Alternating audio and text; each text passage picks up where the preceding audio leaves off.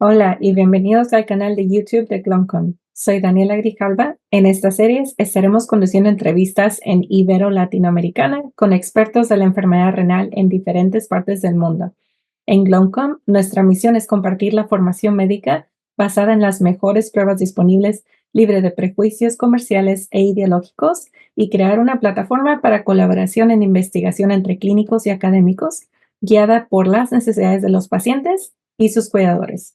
Los invitamos a unirse a nuestras redes sociales y formar parte de Gloncom Ibero-Latinoamericana. Invitamos a todas las personas que tengan un especial interés en las enfermedades glomoleculares a unirse a nosotros y juntos trabajar por un futuro mejor para los pacientes afectados con esta enfermedad. Dale like, comparte y suscríbete para unirte a una comunidad de Gloncom donde seguiremos guiándonos por la necesidad de los pacientes y sus cuidadores. Hoy tenemos el honor y placer de tener una conversación con uno de los principales expertos en el campo de nefrología, Dr. Oscar Novoa. Él ha dedicado su carrera a impulsar a jóvenes interesados en la enfermedad renal, ya sea de manera académica, clínica e investigatoria, y mejorar los resultados de sus pacientes. Estamos encantados de escuchar sus opiniones sobre los retos y oportunidades actuales en nefrología en Uruguay y en el mundo, así como sobre la forma en que podemos lograr colectivamente un impacto global en la mejoría de la salud renal. Gracias. Vamos a hablar de la comunidad ibero-latinoamericana en Gloncom y de sus proyectos que ahorita tiene en Uruguay, me imagino globalmente también. Vamos a escuchar de cómo esperamos que esto ayude a la comunidad y lo que vemos en el futuro. Y doctor, lo dejo para que pueda hacer su introducción. Gracias por estar con nosotros. Bueno, no, yo agradezco a Daniela la invitación y a Gloncom Latinoamérica para hacer estas series de entrevistas. No sé, yo no todo el mundo me conoce. Mi nombre es Oscar Novoa, soy profesor de nefrología de la Universidad de la República de Uruguay. Hasta diciembre era el director de la unidad académica de nefrología del Hospital de Clínicas y me retiré por límite de edad. Es una política que hay en la Facultad de Medicina Uruguaya de retirarse a determinada edad y dejar lugar a que siga creciendo la comunidad. El Centro de Nefrología de alguna manera, ha sido un lugar de formación de todos los recursos humanos en nefrología en Uruguay y además ha sido lugar para la formación de muchos latinoamericanos también que han venido tanto por pasantías cortas como para hacer toda su formación nefrológica en el Uruguay. Y bueno, me quedo a lo que Daniela me vaya preguntando.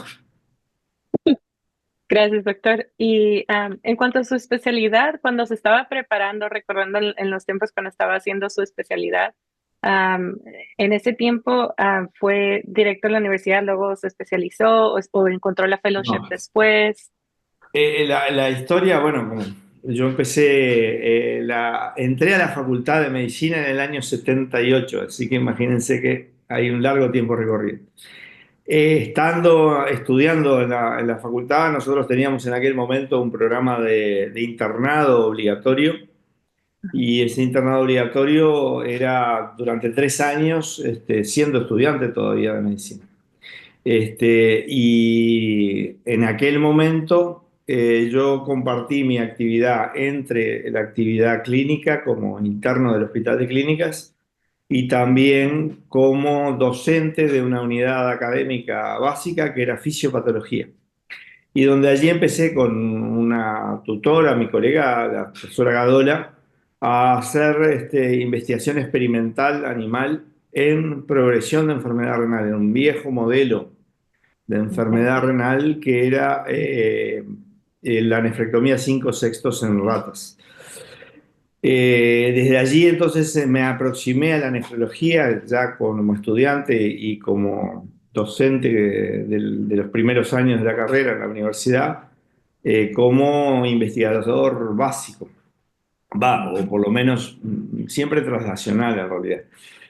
A partir de ahí apareció mi interés por la nefrología y a partir de ahí empecé la parte clínica, primero como residente de medicina interna, después una rotación del último año en el servicio de nefrología después como en el cargo de asistente de nefrología del Hospital de Clínicas, e hice toda la carrera, tanto en la fisiopatología como en nefrología, hasta llegar a ser en el año 2012 el director del servicio.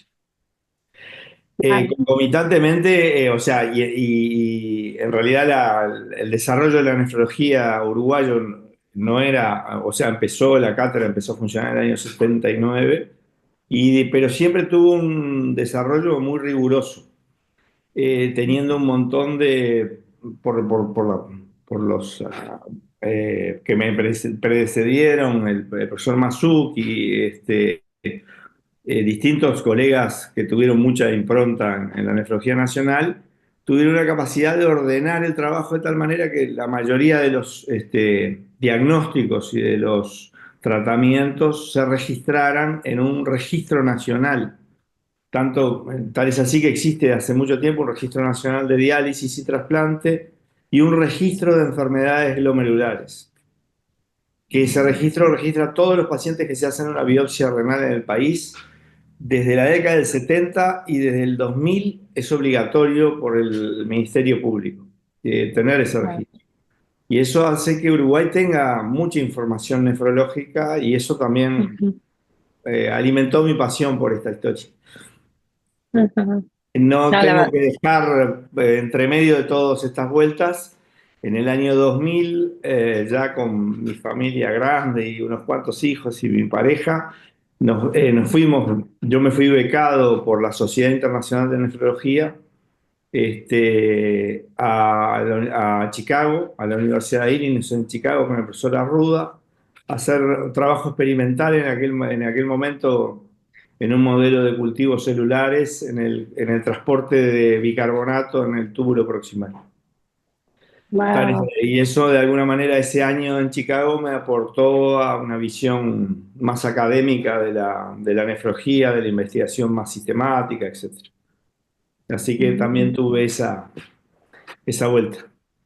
Ahí fue donde se conectó más con el lado académico de No, ya nefrología. venía de antes, ya teníamos trabajos acá que por suerte habían sido importantes en progresión de enfermedad renal y tenía como una orientación particular en los efectos de la acidosis metabólica en la progresión de la enfermedad renal. Y esto vino a completar esa mirada. Ya también a partir de la Sociedad Latinoamericana yo ya había tenido contacto con el grupo de Néstor Shore en San Pablo, que es otro nefrólogo de Latinoamérica muy, muy relevante, que falleció lamentablemente y que también nos apoyó mucho en el desarrollo acá. Así que o sea, la ida a Estados Unidos fue más bien una complementación de lo que ya estaba haciendo. Ah, ok, ok. Era como agregarle más a donde ya iba el camino. Exacto. Pero qué bonito de poder venir para acá y luego traer lo que trae Uruguay con, tan rico de la base de Bueno, datos y que les da esa más es una investigación. cultura uruguaya que no es solo mía. O sea, Uruguay se construyó la nefrología nacional así. Ujú. Cuando empezó a crecer la diálisis, los centros de diálisis crónicos, hubo un grupo de gente que fue becada a Francia, pero todos volvieron. Y todos volvieron a cambiar la realidad del Uruguay. Con trasplante pasó lo mismo. Tanto el profesor González como el profesor Orihuela, como previos, hicieron lo mismo. En diálisis peritoneal pasó lo mismo, Liliana Gadol hizo lo mismo, fue a Japón y volvió. Entonces esa cultura de ir y volver es una cultura de la nefrología nacional que es un orgullo también porque si se puede, no todo el mundo puede volver a los países de origen en Latinoamérica, pero esta cultura realmente fue valiosa para que cada capa fuera construyendo otras cosas. Sí, claro. Y actualmente, doctor, ¿todavía tiene pacientes en régimen ambulatorio hospitalización o ya después de lo académico Sí, ya no? no, yo abandoné o sea, lo que terminé en diciembre fue la actividad rentada en la Universidad de la República. Me sigo siendo parte de la comunidad académica. De Mm. hecho, yo coordino uno de los grupos que es el grupo que se llama programa de prevención y tratamiento de las glomerulopatías, que es un programa nacional de este registro que te decía de glomerulopatías, que tenemos reuniones semanales, presentación de casos de todo el país. Yo tengo mi propia práctica clínica. En Uruguay tiene un sistema que es un sistema global de cobertura de salud, y entonces en ese programa trabajo en dos instituciones más, donde Ah, tengo mi consulta, y además paso visita a pacientes internados periódicamente. Así que sigo en mi práctica clínica y sigo respaldando colegas jóvenes en su crecimiento y en el seguimiento de pacientes. Me encanta. Y sé que hablamos de sus inicios en nefrología. Si pudiera decirlo como acordarse de cuando recién la eligió, ¿cuál fue su motivación? ¿Fue como escuchar la historia de un paciente o como pasó algo en su vida en ese momento? No, la motivación fue entender el proceso básico que pasa en el riñón, y que es que un mecanismo de daño, sea cual sea, cuando daña un porcentaje determinado de las nefronas, de las unidades funcionantes, se desencadenan una serie de mecanismos que van a llevar a que toda la función renal fracase. Ese mecanismo de progresión es común a muchas de las patologías que afectan al riñón, y fue el mecanismo que empezamos a estudiar ahí cuando yo era muy joven y ayudaba a desarrollar el modelo de nefrectomía en citocectos. Entonces, fue a partir de empezar a entender que era un área que había muchas preguntas, que ujú, me llevó a hacer que mi práctica clínica, que venía desde la medicina interna y me encantaba la medicina intensiva, me encantaba la neumología, decir, bueno, me oriento acá. Pero en realidad ujú. fue vinculado a eso, a las preguntas, y a entender de que cuando creemos que está todo resuelto, no está todo resuelto. Ujú. ¿Qué más preguntas, no? Mm. Y está ideal porque también le quería preguntar en cuanto a la investigación de la enfermedad renal. En realidad, durante mucho tiempo fue sobre todo investigación epidemiológica, dado de que somos un país chico, pero que tiene la capacidad de conocer qué pasa exactamente en el país. Entonces tenemos buenos Ujú, registros de enfermedad renal crónica. El programa de salud renal empezó ya hace 25 años en el Uruguay.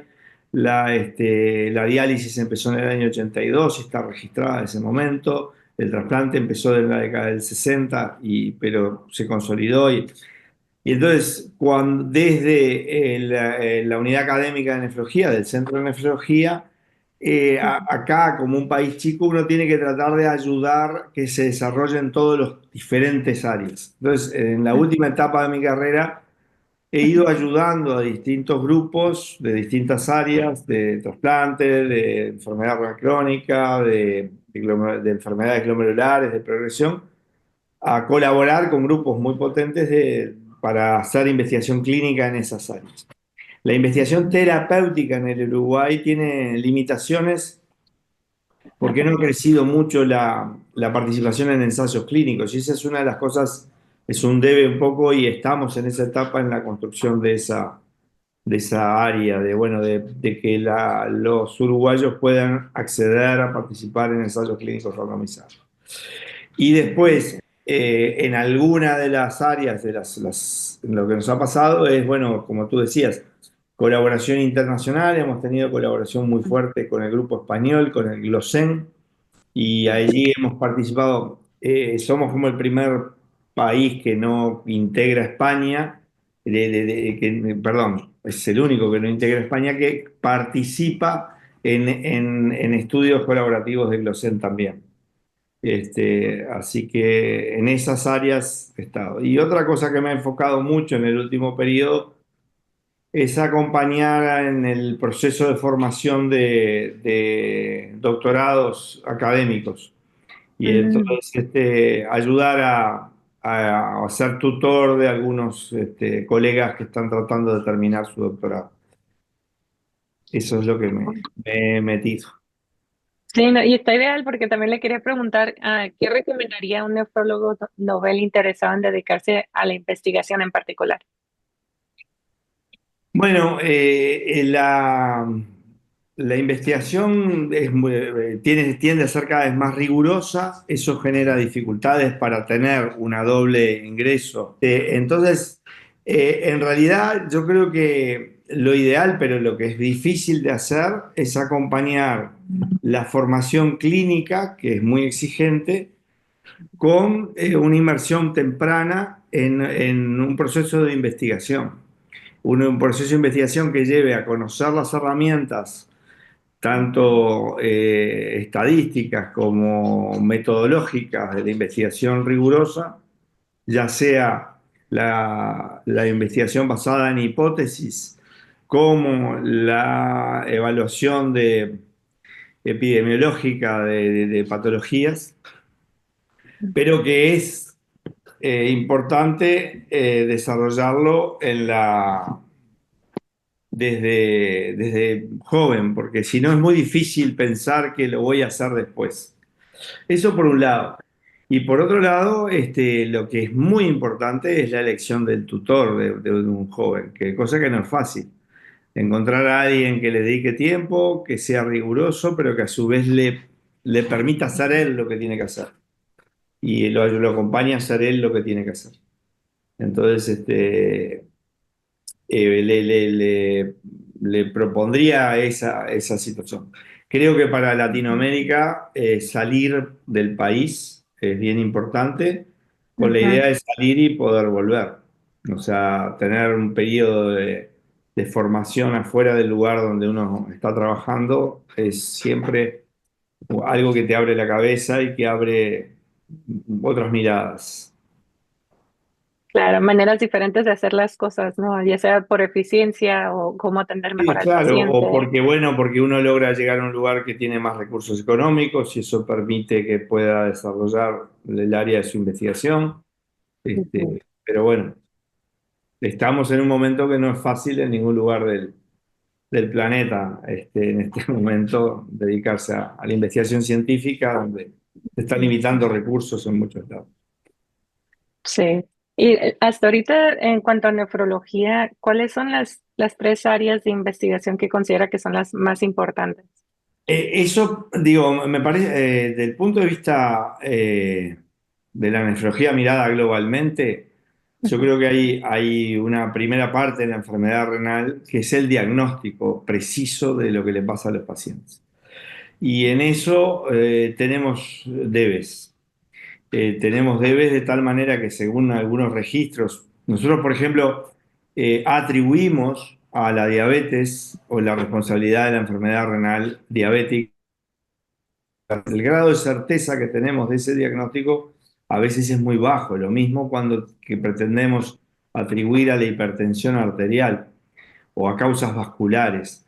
Entonces, en Ujú. realidad, cuando miramos de por qué alguien ingresa a diálisis porque pierde la función renal, hay un porcentaje muy importante de pacientes donde el grado de certeza de su diagnóstico es bajo. Hay cada vez más herramientas diagnósticas. La biopsia renal fue desde hace muchos años una herramienta para mirar en lo que pasaba en el riñón, pero cada vez Ujú. más hay herramientas genéticas y moleculares para hacer un diagnóstico. Y entonces ahí es uno de los lugares más importantes de investigación porque se sigue cumpliendo una frase muy vieja, que es que cuando yo sé lo que tiene el paciente puedo hacerle bien o puedo hacer mejor en tratar lo que tiene. Entonces hay una primera parte que es de diagnóstico. Hay otra parte que es, por suerte, estamos en un momento de la nefrología de mucho avance, que es en eso que me dediqué yo al principio muy humildemente con otros, que fue entender por qué progresa la enfermedad renal y encontrar herramientas para limitar esa progresión. Y ahí hemos tenido un avance muy importante en la última década con las glifosinas, los agonistas GLP-1, o sea, los bloqueantes de la aldosterona, y eso hay que seguirlo demostrando su efectividad en la población, hay que seguir facilitando el acceso de la población a esos tratamientos en forma oportuna, cosa que es difícil en Latinoamérica y convenciendo a las autoridades sanitarias de la importancia de la introducción y su potencial de ahorro, si se quiere, económico, que es otra área importante. Y después están todas las áreas de sustitución de la función renal, que son, sí, es muy importante seguir trabajando en ellas y no abandonar el área como diciendo, ah, ya se sabe todo. Y bueno, y para mí personalmente ha sido muy interesante eh, encontrar las áreas el conocimiento desarrollado en el área del trasplante y la evaluación de la pérdida del injerto a largo plazo y las enfermedades glomerulares. Esa interacción ha dado información y yo creo que va a seguir dando. Ujú. Mientras más vengan más herramientas, como dijo, ¿no? Vamos a tener más y Claro, más detalles que podemos encontrar. Y exacto. en cuanto a los retos, doctor Novoa, ¿cuáles se le hacen los mayores retos con el cuidado de los pacientes que tienen la enfermedad renal? Bueno, los retos son importantes y parten desde casi desde la concepción de salud que tengamos y que queramos que o se persiga. Es muy difícil pensar que vamos a resolver problemas de salud si no tenemos en el país donde vivamos fuertes programas de prevención que empiecen por la promoción de hábitos saludables, ¿no? Pero además tenemos que avanzar en diagnóstico precoz, sobre todo en los grupos de mayor riesgo de enfermedad renal, diabéticos, hipertensos, obesos, pacientes añosos, uropatía obstructiva. Pero lo importante es que desde la nefrología solos no lo vamos a hacer, lo vamos a hacer desde la atención primaria en salud, desde políticas nacionales de salud, desde hábitos saludables, desde que la gente tenga acceso razonable, oportuno a prácticas de prevención, o sea, que no vaya cuando ya sienta algo, porque ya sabemos que en la enfermedad renal hay una enorme parte de la enfermedad que pasa con muy pocos síntomas. Entonces, los retos muy importantes en los programas de salud. Uruguay tiene una experiencia muy buena que es que desde el año 2004 tenemos un programa de salud renal que ha ido incorporando a pacientes cuando se define que tiene una enfermedad renal crónica. Y ya se incorporaron a ese programa de correr estos 20 y pico de años, de 21 años, más de 30.000 individuos. Y cuando ellos, yo no trabajo directamente ahí, pero el equipo que trabaja en ese programa demostró que cuando se compara a los pacientes que tuvieron una única consulta en el programa y después no siguieron el programa, con respecto a los pacientes que siguieron siendo evaluados en el programa por lo menos 2 veces al año, la, la necesidad de diálisis en esos pacientes, los pacientes que siguieron el programa entraron a diálisis 6 años más tarde. Wow. 6 años. No hay ningún tratamiento médico, ninguna pastilla mágica que haga eso. Y esto simplemente no simplemente fue gente que tenía un seguimiento estructurado. De tal manera, por ejemplo, que si no venía a la consulta, la licenciada de enfermería lo ubicaba, lo motivaba para venir a la consulta y venía a la consulta. Y ahí se tiene un seguimiento estandarizado, conseguir que la presión esté controlada, conseguir que tome los fármacos, conseguir que vea a una dietista si la precisa. Entonces, tenemos enormes avances tecnológicos, pero este avance que lo conocemos de hace mucho tiempo, que es hacer medicina clínica, mirar al paciente, examinarlo, examinar si tiene los pulsos, eso no lo cambia nada. Entonces, creo que va por ahí, creo que no es fácil porque los desafíos de salud en distintos países de Latinoamérica son muy diversos, pero Ujú, este tipo de programa se ha consolidado en muchas áreas. En Chile ha crecido mucho, también acá, en Brasil en algunas áreas también, y en ujú. Argentina también, en Rosario sobre todo, así que son lugares importantes, cosas importantes para hacer. Sí, claro, porque cambia todos los resultados que hay del paciente, ¿no? Y Claro, con el paciente su centra en el comunidad. enfermo el problema y esto además se acompaña de tener continuidad con el equipo asistencial, de que el mismo Ujú. nefrólogo vea al paciente, todas esas cosas que no hay que olvidar cuando nos maravillamos con una nueva molécula que, ¿no? Claro, claro, la importancia del seguimiento con el Claro. paciente, porque Exacto. podemos tener todos los descubrimientos, ¿no? Pero si no hay el seguimiento, entonces no se tiene el Bueno, resultado. no son antagónicas, pero se precisan las dos. Si no tenemos las Ujú. dos, eso es difícil. Sí, sí, sí. Y en cuanto ahorita que estás hablando de moléculas y lo del futuro, ¿qué es lo que más le ilusiona en cuanto al futuro a la atención de la enfermedad renal? A mí lo que más me ilusiona es lo que te dije al principio, el poder saber por qué tiene una enfermedad renal y saber, por Ujú. ejemplo, factores de riesgo ocultos. Por ejemplo, cuando tenemos más herramientas genéticas, encontramos que muchas patologías tienen subyacentes una alteración del colágeno del tipo de la familia del Alport. Y eso, si no lo tenemos presente, o muchas enfermedades hereditarias familiares que son susceptibilidades, donde en esas personas habría que tener mucho más rigurosidad en que evitar que sean obesos, evitar que sean hipertensos. O sea, me parece que el mayor desafío es desentrañar los mecanismos por el cual una persona no tiene enfermedad renal hasta los 120 años y otra persona agregándole algunos factores de riesgo nada más este, llega a los 40 años a perder la función. Y ahí me parece que está el desafío más impresionante.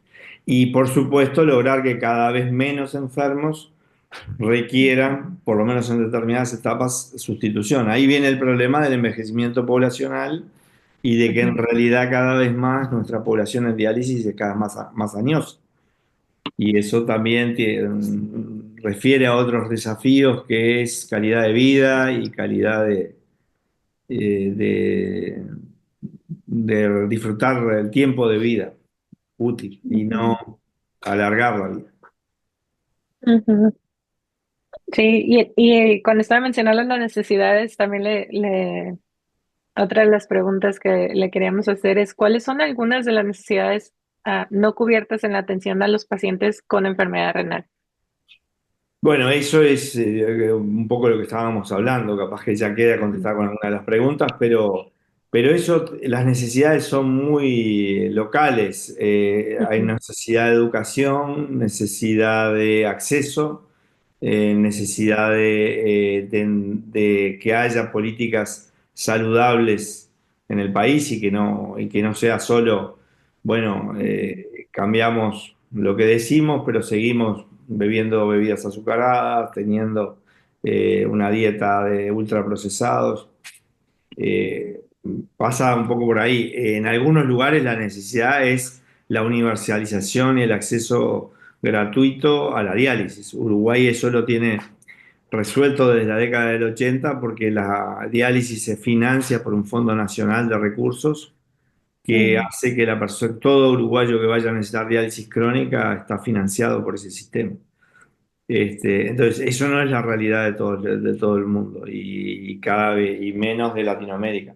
Ha habido avances bien importantes, pero entonces Ujú. me parece que hay que individualizar las necesidades locales para el acceso razonable y del punto de vista del desarrollo, estamos en una etapa maravillosa de entender los mecanismos que producen las enfermedades y de tener nuevas herramientas de tratamiento para muchas glomerulopatías que hasta hace poco, como la nefropatía IgA, era una mirada muy negativa de lo que podíamos hacer. Ahora sabemos que tenemos que ser más agresivos con herramientas que sean seguras, pero estamos apareciendo herramientas. En eso Ujú. el ejemplo más claro es que antes la micromaturia era un dato anecdótico del EGA. Ahora sabemos que mientras siga la micromaturia hay inflamación y hay que seguir buscando los mejores tratamientos. Ujú. Sí, y en cuanto a Ibero-Latinoamericana, como si tenemos diferentes retos, ¿no? Que estamos viendo en cuanto a recursos o acceso. pero al mismo tiempo me da gusto que en oportunidades como estas, que también hay la oportunidad de colaborar, escuchar la diferencia también, porque podríamos tener un doctor que tenga la especialidad en México y que no tiene idea de estos beneficios, pero también investigaciones que han pasado en Uruguay.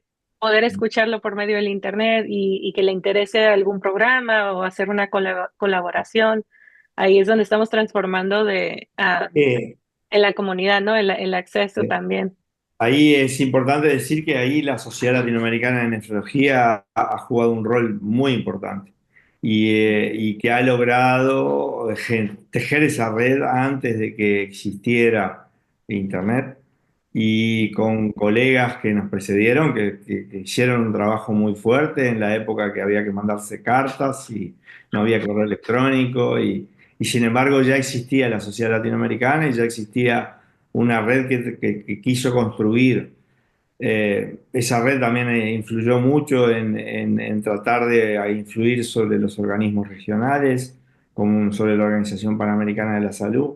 La SLAM en el año 2012 hizo un curso por internet que era asincrónico de glomerulopatías y glomerulopatías en trasplante que fue muy exitoso y que de alguna manera precedió todo esto que vino después.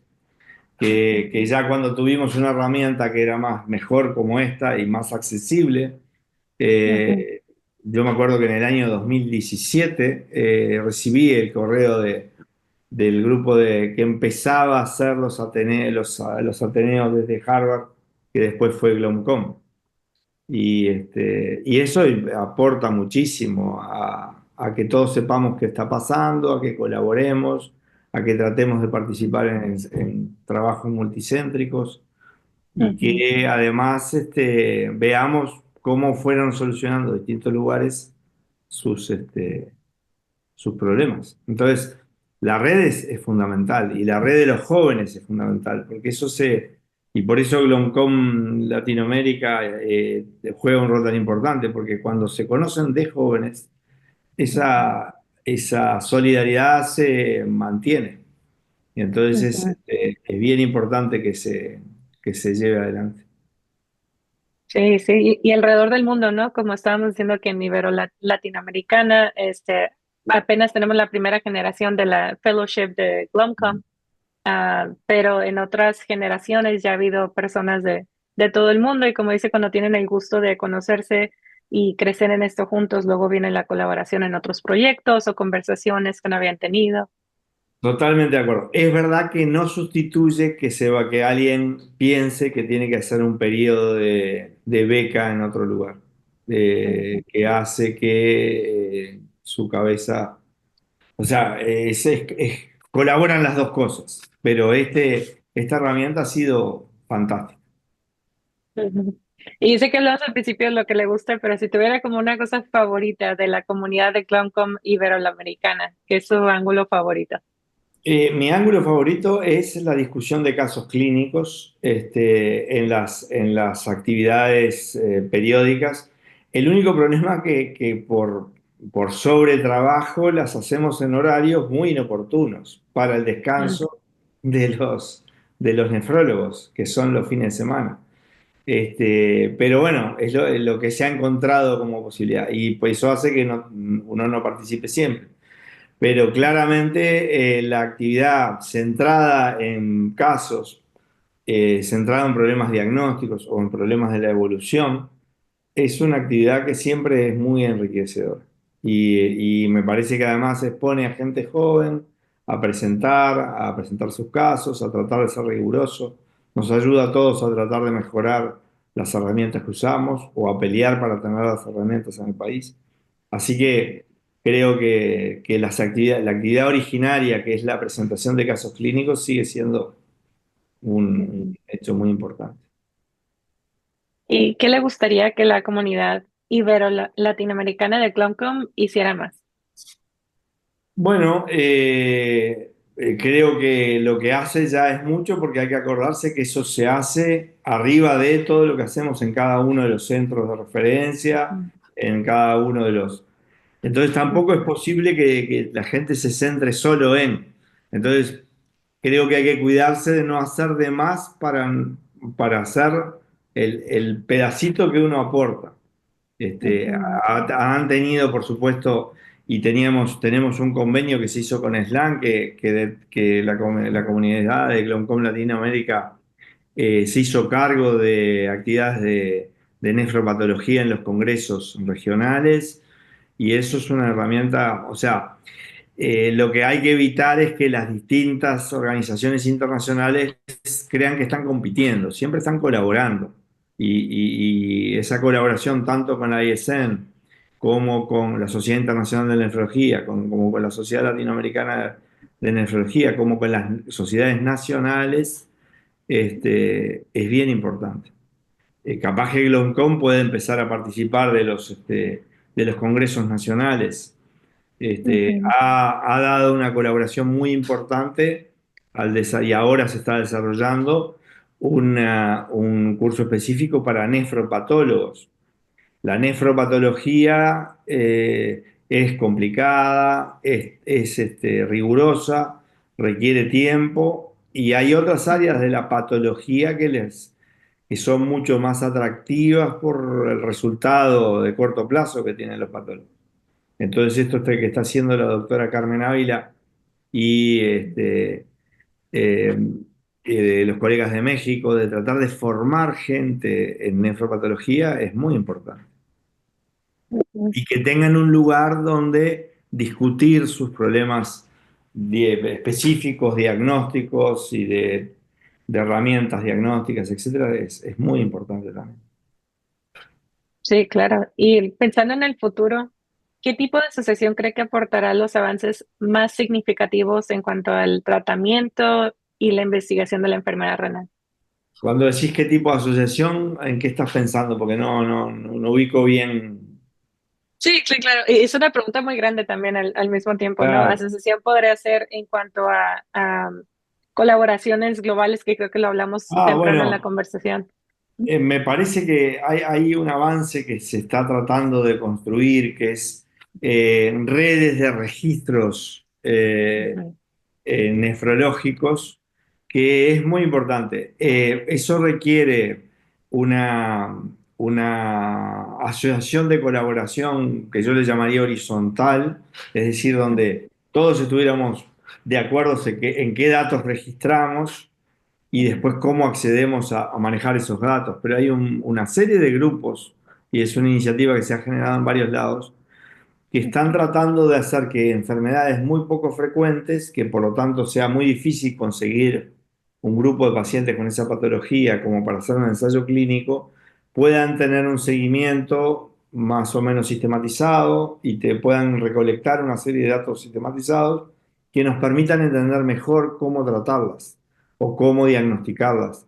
Entonces, ese esfuerzo que está haciendo el propio Gloncom y que está tratando de hacer, tiene como barreras la dificultad de financiación de esas bases de datos, pero como ventaja, si las logramos hacer, la posibilidad de llegar más rápido a conclusiones globales Ujú. sobre cómo tratar o cómo diagnosticar determinadas situaciones. Y lo otro que es muy importante para Latinoamérica es que Ujú. nuestros pacientes estén representados en esos estudios globales, porque de alguna manera eso valida la posibilidad de que ese diagnóstico, ese fármaco o esa forma de tratar esa patología eh, efectivamente tenga aplicabilidad en nuestra región, y eso Ujú. convenza a las autoridades de poderla utilizar o sea un Ujú. argumento más. Entonces, me parece que el desafío es la colaboración, el Ujú. desafío es las bases de datos colaborativas y también el acceso centralizado de algunos diagnósticos. Hay algunas patologías en nefrología donde es muy difícil replicar el procedimiento diagnóstico en distintos lugares. Y eso es muy importante, que si hay centros de referencia que hagan las cosas bien, y que Ujú. puedan ser accesibles desde el punto de vista económico y de la logística, como para poder centralizar diagnósticos. Sí. Ay, pues muchas gracias por unirse a nosotros ahora en esta conversación y espero que tengamos más en Glomcom, Bueno, Ibero Latinoamericana, y creo que vamos empezando en cuanto a lo que hablamos, pero gracias por compartir eso porque estoy más que segura que para nuestra comunidad tiene mucho valor y gracias por hacer tiempo ahora. Muchas gracias, doctor Novoa. bueno, yo te agradezco, le agradezco a Glomcom y a Glomcom Ibero Latinoamérica por esta oportunidad. Uno está en una etapa de la carrera de alguna manera de acompañar a los más jóvenes y creo que son los que tienen el protagonismo en esta situación, tienen el protagonismo también en Glomcom y me parece que bueno, que las instancias de trabajo colaborativo son muy importantes. Es muy importante que cada uno encuentre su lugar de lo que de su aporte específico. Ujú. Y es muy importante también porque ha logrado acercar a gente y este tipo de tareas. Cuando empezamos en aquella historia en el 2012, nos llegaban comentarios de gente que no podía salir de su lugar de trabajo, muy aislado en Latinoamérica, porque no quedaba nefrólogo y que esto le acerca a ese grupo de colegas la posibilidad de participar desde el lugar remoto donde cada uno vivimos y cada uno trata de mejorar la salud de la comunidad. Así que muchas gracias, saludos a todos los colegas de Glomcom y bueno, estamos a las órdenes. Invitamos a todas las personas que tengan un especial interés en las enfermedades glomoleculares a unirse a nosotros y juntos trabajar por un futuro mejor para los pacientes afectados con esa enfermedad. Dale like, comparte y suscribe para unirte a nuestra comunidad de Glomcom, donde seguiremos guiándonos por las necesidades de los pacientes y sus cuidadores.